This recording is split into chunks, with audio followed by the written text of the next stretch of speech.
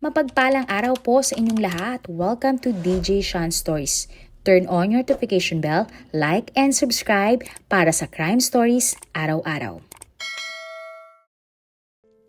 Ang kwento natin ngayon ay tungkol sa dalawang misis at babae na karumal-dumal ang sinapit sa kamay mismo ng mga tao na kanilang piniling pagkatiwalaan at mahalin. Ito nga ang kalunos-lunos na sinapit nina Maribel at Carmela, na parehong ang mga kwento ay naging laman nga ng mga balita. Ang isa pa nga ay nakunan sa CCTV. March 24, 2024, ang tahimik na gabi sa isang kainan sa Imus, Cavite ay nabulabog nang ang isang lalaki ay bigla na lamang nanugod sa kanilang lugar. Ang lalaking sospek ay walang awang sinugod ng mga saksak ang kahera ng nasabing kainan. Ang malagim nga na mga pangyari ay nakunan pa ng CCTV. Pero sino nga ba ang sospek na ito at ano ang kanyang motibo sa krimen? Ang kahera sa kainan na pinagsasaksak ay kinilalang ang 35-year-old na tubong sikihor na si Maribel Paglinawan. Si Maribel ay hirap sa paglalakad dahil sa kanyang sakit na polio. Pero sa kabila nun, nagagawa pa din ni Maribel na tumulong sa kanyang pamilya. At taong 2017 nang nakilala ni Maribel ang isang lalaki na napadpad lamang noon sa sikihor. Ang lalaki ay kinilalang si Arnold Paglinawan. Si Arnold ay nag-aaral noon sa Sikihor kasabay ng kanyang pagtatrabaho sa isang construction site. Kalaunan, nagkamubutihan nga sina Maribel at Arnold. Hanggang ng taong 2018 nang ikinasal na nga sina Maribel at Arnold sa isang simpleng selebrasyon. Matapos ang kasal, pansamantalang tumira ang mag-asawa sa poder ng mga magulang ni Maribel. Nakita naman ng ama ni Maribel na si Mardonio na masipag naman si Arnold. Sumasama ang lalaki sa pangingisda at sa kung anuman ang dapat gawin sa bahay, ang lalaki ay tumutulong. Nasaksihan din ni Mardonio kung gaano kamahal ni Arnold at Maribel ang isa't isa. At taong 2020 nang lumuwas nga sina Maribel at Arnold sa Cavite at tumira sa isang bahay bilang mag-asawa. Nagtrabaho bilang crew sa restaurant si Maribel samantalang naging welder naman si Arnold. Masaya naman ang naging pagsasama ng dalawa.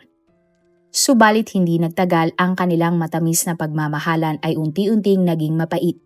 Lumabas na kasi ang masamang ugali ng lalaki na ito pala ay seloso. Kaya naman dito na nagsimula ang problema na mag-asawa. Araw-araw sinasabihan ni Arnold ang kanyang misis na wag nang makipag-usap sa ibang lalaki at umuwi na din agad. Ultimo nga ang pagbe-makeup ni Maribel ay sinisita ng kanyang mister.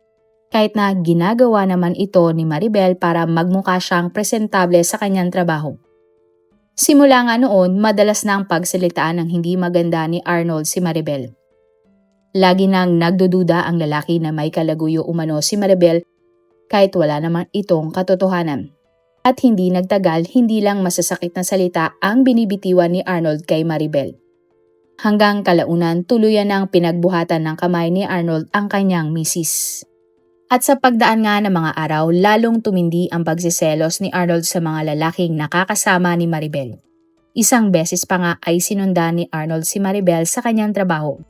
Nakita ni Arnold na kasama ni Maribel ang kanyang katrabahong lalaki na tinutulungan lamang si Maribel na magbuhat ng mga ingredients sa loob ng restaurant.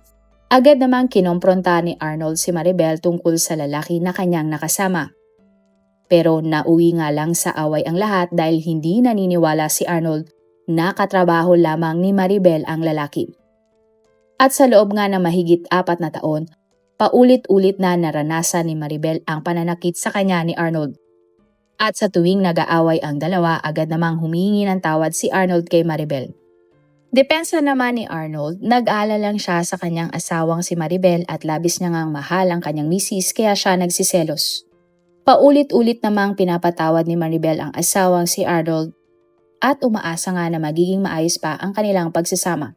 Ang totoo ngang nangyayari kay Maribel at sa kanyang asawa ay itinatago niya sa kanyang pamilya. Kaya naman walang kamalay-malay ang tatay ni Maribel na si Mardonio sa lahat ng hirap na tiniis ng kanyang anak na si Maribel. December 2023 nang tuluyan na ngang hindi natiis ni Maribel ang pagbubuhat ng kamay ni Arnold sa kanya. Kaya naman nagdesisyon na si Maribel na iwan si Arnold ng tuluyan. Aalis na dapat noon si Maribel nang nagmakaawa sa kanya si Arnold. At sa pagkakataon nito, hindi na naniwala pa si Maribel sa pangako ni Arnold na siya ay tuluyang magbabago. Kaya naman tuluyan nang umalis si Maribel sa poder ng asawang si Arnold. At matapos ngang umalis ni Maribel sa poder ng kanyang asawa, namasukan siya bilang kahera sa isang kainan sa Imus, Cavite. Dito nga ay nakilala ni Maribel si alias Tony na isang dishwasher at alias Rico na supervisor sa isang kainan. At nang nakalaya na nga si Maribel sa poder ni Arnold, dito niya na ipinagtapat sa kanyang ama ang pagmamalupit na dinanas niya sa asawang si Arnold. Labis namang nagulat si Mardonio sa sinapit ng kanyang anak sa kamay ng asawa nito. Sapagkat nang nasa Siquijor umano ang lalaki, napakabait daw nito kay Maribel. Hiling naman ni Mardonio kay Maribel na umuwi na siya ng Siquijor at dito na lamang magsimula ng bagong buhay. Sinigurado naman ni Mardonio kay Maribel na magiging maayos ang lahat kung uuwi na lamang siya sa kanyang probinsya. Bukod doon, maaalagaan pa daw si Maribel ng kanyang pamilya kapag magkakasama na silang muli. Tumanggi naman si Maribel at sinabi niya na sayang ang kanyang kinikita sa kanyang bagong trabaho. Giit naman ang tatay ng biktima na wag nang makulit si Maribel at umuwi na lamang sa Siquijor. Kaya naman nangako si Maribel sa kanyang tatay na sa May 2024 magpapaalam na siya sa kanyang amo para umuwi sa probinsya. At habang hindi pa umuwi si Maribel, nasaksihan mismo ng kanyang mga katrabaho na sina Rico at Tony ang masamang trato kay Maribel ni Arnold. Sapagkat 2 beses nagpunta si Arnold sa pinagtatrabahuhan ni Maribel para mag-amok at manggulo.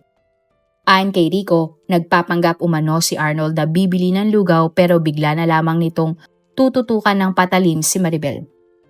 Dagdag pa ni Rico, pinagseselosan kasi ni Arnold ang mga katrabaho nila ni Tony. Kaya naman kinompronta ni Arnold si Tony kung nililigawan ba nito si Maribel. Bagay na itinanggi naman ni Tony at sinabing halos kapatid nga ang turing niya kay Maribel. Namagitan din noon si Rico at sinabi kay Arnold na walang katotohanan ang bintang ng lalaki sa kanila. Kaya naman galit na umalis si Arnold sa kainan. Pero hindi inakala ni Maribel na babalik pala ang kanyang asawa at ito ang magiging mitsa ng kanyang buhay. March 24, 2024 ng gabi, nakaupo si Maribel sa harap ng kaha habang nagbabantay sa kainan. Nakunan pa nga si Maribel ng CCTV ng gusali. Maya-maya pa may isang lalaki na tumakbo papunta kay Maribel.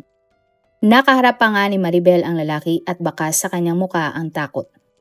Mabilis nga ang mga pangyayari dahil bigla na lamang sinaksak ng lalaki si Maribel. Agad namang rumesponde kay Maribel si Rico at binato ng takip na mga kaldero ang lalaking nanugod na patakas na ng mga oras na iyon. Dali-dali namang dinala si Maribel sa pinakamalapit na ospital kung saan siya idineklarang wala ng buhay. Ang lalaki nga na umatake kay Maribel ay walang iba kundi ang selosong mister niya na si Arnold. Nagsimula naman ang investigasyon ng mga pulis hinggil sa nangyaring insidente. At dahil nga sa mga salaysay ni Tony at Rico, natukoy ng mga pulis ang pangunahing sospek na si Arnold. Kinabukasan March 25, nang sumuko sa police station si Arnold. At sa police station, tahasang inamin ni Arnold ang nangyaring krimen at sinabi niya nga na siya ang pumatay sa misis niyang si Maribel. Giit niya, nagdilim umano ang kanyang paningin kaya niya napatay si Maribel. Ito nga ay dahil sa sobrang selos. Akala daw kasi ni Arnold ay may kalaguyo si Maribel. Ayon pa sa kanya, may narinig din daw kasi siyang chismis na may karelasyong lalaki ang kanyang misis. Ilang beses daw sinubukan ni Arnold na makausap ang asawa pero hindi siya pinapansin nito sa text at tawag. Kaya naman nagdesisyon umano si Arnold na puntahan na lamang si Maribel sa pinagtatrabahuan nito para malaman kung bakit hindi nagte-text si Maribel sa kanya. Sa una at pangalawang beses na nagpunta nga si Arnold sa kainan, nakausap niya pa si Maribel at sila ay nagkabalikan. Subalit kalaunan nanindigan daw umano si Maribel na gusto na niya talagang makipaghiwalay ng tuluyan sa sospek. At pag-uwi nga daw ni Arnold sa kanyang bahay, uminom siya ng alak at inisip nga na gantihan ang asawa dahil ayaw na nitong makipagbalikan sa kanya. Kaya naman sa ikatlong pagkakataon na pumunta si Arnold sa pinagtatrabahuhan ni Maribel, dito na niya nagawa ang malagim na krimen. Kinasuhan si Arnold ng parricide at ikinulong. Sa isang interview naman kay Arnold, sinabi niya na nadala lamang siya ng galit kaya niya nagawa ang krimen. Sinabi din niya na ilang beses daw niyang sinubukang makipagbalikan kay Maribel. Nakiusap din daw siya ng maayos kay Maribel pero hindi sumang-ayon si Maribel sa kanyang kagustuhan. Malakas din daw ang kutob ni Arnold na kalaguyo ng kanyang asawa ang kasamahan sa trabaho nito na si Tony. Subalit ayon sa investigasyon, ito ay walang katotohanan na may karelasyong iba si Maribel. At napag-alaman din ng lahat na lahat pala talaga ng lalaki na kakasalamuhan ni Maribel ay pinagseselosa ng sospek. At sa mga text na ipinadala ni Tony sa mga pulis, iginiit niyang kaibigan lang talaga niya si Maribel. At sa huli, humingi si Arnold ng kapatawaran sa pamilya ni Maribel at sinabing hindi niya sinasadya ang pagpatay sa babae. Hindi naman matanggap ng pamilya ni Maribel ang paghingi ng tawad ng sospek. Kahit kailan daw ay hindi nila mapapatawad ang lalaki sa ginawa nito kay Maribel. Napakasakit nga para sa ama ng biktima na uuwi nga ang kanyang anak pero ito ay hindi na nila makakasama pa. At April 6, 2024 nang inihatid nga si Maribel sa huli niyang hantungan. Dalangin nga ng pamilya na makuha ni Maribel ang katahimikan at mabilis nilang makamit ang hustisya. Sa ngayon ay patuloy pa ding nakakulong si Arnold at wala pang bumababang hatol sa kanya. Kung sakasakali, habang buhay na pagkakulong ang maaaring ihatol kay Arnold para sa pagpatay niya sa kanyang misis na si Maribel. Para naman sa pangalawan nating kwento, balikan natin ang taong 2024. Ilang araw nga bago magpalit ng taon, nagimbal ang buong Lapu-Lapu sa Cebu sa kahindik-hindik na nangyaring krimen. December 28, 2024, bandang alas 8 ng gabi, nakatanggap ng isang tawag ang Lapu-Lapu Police Station. Ayon sa tawag, may krimen na nangyari sa loob ng isang modern jeepney sa Mactan Circumferential Road sa Barangay Ibo, Lapu-Lapu City, Cebu. Dali-dali namang rumesponde ang mga pulis sa nasabing lugar. Apik ang dinatna ng mga pulis sa area dahil sa kumpulan ng mga tao at mga sasakyan. At pagpasok nga ng mga pulis sa modern jeep, dito na nila natagpuan ang babaeng biktima sa hindi kaaya-ayang kalagayan. Itatakbo pa sana sa ospital ang babae subalit idineklara na siyang walang buhay. Ang biktima ay tubong Argao na kinilalang si Carmela Mamak, 42 years old. Noon pa man, marami nang nagagandahan kay Carmela. Ang babae kasi ay maputi, mahabang buhok at may mapupungay na mga mata. Ayon sa pamilya ni Carmela, ito ay matulungin, mabait at mapagbigay. Sa dami nga na nagkakagusto sa babae, isang lalaki lamang ang kanyang inibig. Ang lalaki ay ang security guard na si Gelson Mamak, 44 years old. Matapos magkamabutihan, ikinasal na sina Carmela at Gelson. At kalaunan nga nagbunga ang pagmamahala ni na Carmela at Gelson ng dalawang anak na isang lalaki at isang babae. Nung una, masaya ang nabuong pamilya ni na Carmela at Gelson. Subalit nagkaroon ng problema ang mag-asawa habang sila ay nagsasama. At kalaunan nga naghiwalay na ang dalawa. Ang mga anak na mag-asawa ay napunta sa pangangalaga ni Carmela. Matapos noon, nag-focus na lamang si Carmela sa pagiging mabuting ina. Nagtatrabaho bilang receptionist si Carmela sa isang call center company sa Mandaue City. At March 28, 2024 ng gabi, nagpunta si Carmela sa Park Mall Terminal matapos ang kanyang trabaho. Sa terminal dun siya sumasakay ng isang modern jeep pauwi ng kanilang bahay. Matapos nga ang mapuno ng mga pasahero ang modern jeepney at paalis na sana ito, bigla na lamang may sumakay na isang lalaki. Ito ay dating karelasyon ni Carmela. Nakiusap si Carmela sa driver ng jeep na wag nang pasakayin ang lalaki dahil ito ay lasing na lasing. Ngunit hindi na napigilan pa ang dating karelasyon ni Carmela na sumakay sa jeep matapos siyang sumabay sa isang pasahero. Umupo ang lalaki sa likod mismo ni Carmela. At makalipas lamang ang ilang sandali sa biyahe, bigla na lamang tumayo ang lalaki at hinawakan si Carmela. Sobrang bilis nga ng mga pangyayari at bigla na lamang sinaksak ng lalaki si Carmela ng ilang beses. Sa takot ng iba pang mga pasahero, lumabas sila ng modern jeep. Inihinto naman agad ng driver ang sasakyan at tumakbo palayo. Agad din namang tumakas ang lalaki na nanakal matapos ang nangyaring krimen. Bukod kay Carmela, may isa pang babaeng nasawi sa nangyaring insidente.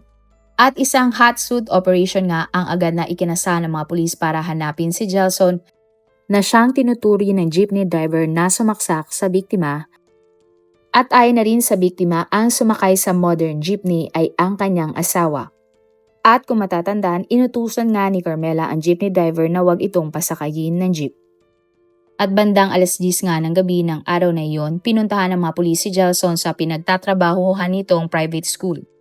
Sa quarters, natagpuan ng mga pulis si Gelson na tulog at lasing na lasing. Hindi alam ni Gelson ang mga nangyayari ng oras na iyon dahil sa sobrang kalisingan, pero sumama ito sa mga pulis. Sa police station, tinanong siya ng mga pulis kung siya ba ang pumatay sa asawa niya si Carmela. Itinanggi naman ni Gelson ang krimen at sinabing hindi siya ang pumatay sa kanyang dating asawa. Ayon kay Gelson, 12 years na silang hiwalay ni Carmela. Sinabi din niya na nang gabi na nangyari ang krimen ay lasing siya dahil nag-celebrate ang kanyang kumpanya ng Christmas party. Nalasing umano si Gelson at nakatulog siya sa kaloob ng kanilang quarters. Dagdag pa niya, mapapatunayan ng kanyang mga katrabaho na totoo ang kanyang mga sinasabi. Mayroon din daw kuha ng CCTV na nasa party si Gelson nang mangyari ang krimen. Patunay na siya ay wala sa crime scene nang pinatay si Carmela. At nagulat na nga lang umano si Gelson ng gabing iyon nang gisingin siya ng kanyang mga katrabaho at sinabihan siyang may pumatay kay Carmela. Naguluhan nga ang mga pulis sa naging takbo ng kaso na ito. Nung una kasi, positibong kinilala ng driver ng modern jeepney si Gelson na siyang sumakay sa kanyang jeep at pumatay kay Carmela. Subalit ayon sa dalawang katrabaho ni Gelson, nagsasabi ang lalaki ng katotohanan. Ayon sa dalawang kasamahan sa trabaho ni Gelson, kasama nila ito ng gabi ng December 28 dahil sa Christmas party nga ng kanilang kumpanya. At nang nalasing na daw si Gelson, nakita nilang natulog ito sa quarters at hindi na umalis pa doon.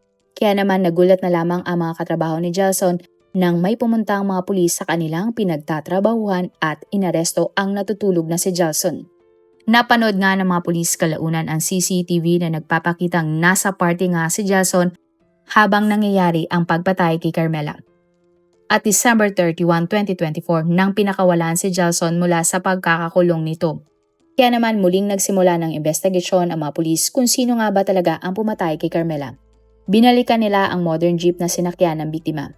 Sayang nga lang dahil sa pagkakataon na ito, sira ang dashcam at CCTV ng jeep na malaking sanang tulong sa investigasyon.